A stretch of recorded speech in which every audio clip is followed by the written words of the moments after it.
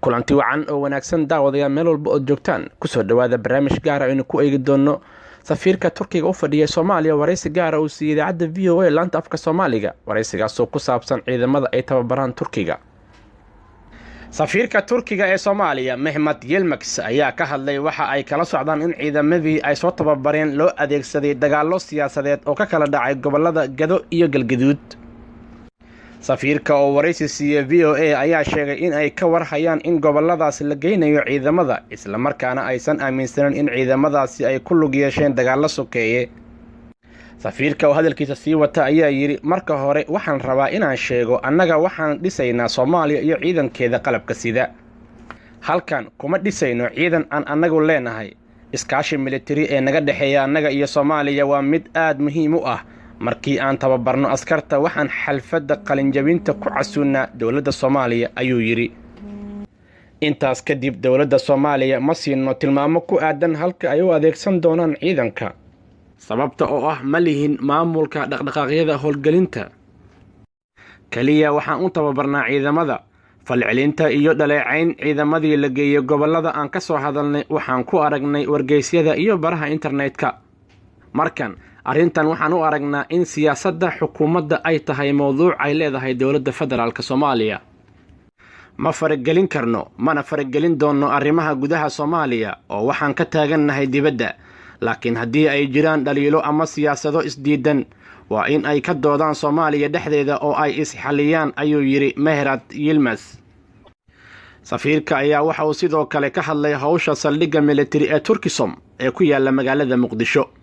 wuxuuna sheegay in lagu tababaro ciidamada qalabka sida ee Soomaaliya si gaar ahna sare loogu qaado tayada ciidanka militariga Soomaaliya. ilaa hadda ciidamada xaruntaas ka qalinjibiyay ayaa kala ah hal xilli waxbarasho oo ay ka qalinjibiyeen saraakiil iyo hal xilli waxbarasho oo kale oo ay ka baxeen saraakiil xigeenno. waqtigaanne waxaa xarunta si xoog leh uga socda tababar lagu soo saarayo guutooyin ka mid ah militariga Soomaaliya.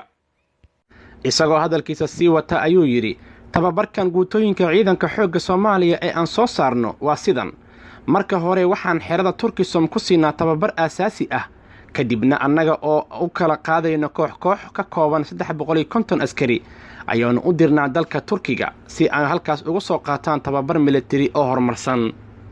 dalka Turkiga marka ay tagaan waxaa la siiyaa tababar dhanka commandoska ah. marka ay soo dhameystaan waxbarashadooda waxaan askartan ku wareejinaa wasaaradda difaaca Soomaaliya. askartan aan tababarayno waxay ka kooban yihiin ilaa 10 guuto ama 5,000 oo askari. markii ay dhamaystirmo barnaamijkan tababarka guutooyinka waxaan sii socon doonaa tababarka saraakiisha ciidanka.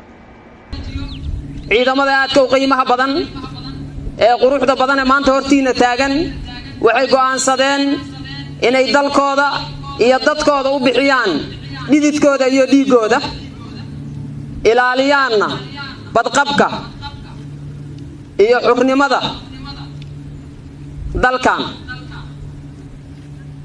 sidoo kale inay xaqiijiyaan qof kasta ee muwaadin ah ee Soomaaliya gurigiisa inuu nabad ku jiifto, nabad ku ganacsado, nabadna uga soo tooso. intaas waxaynu ku soo gabagabayn doonaa daawadayaal wareysigii gaarka ahaa ee uu siiyay idaacadda VOA laanta afka Soomaaliga safiirka dalka Turkiga u fadhiya Soomaaliya.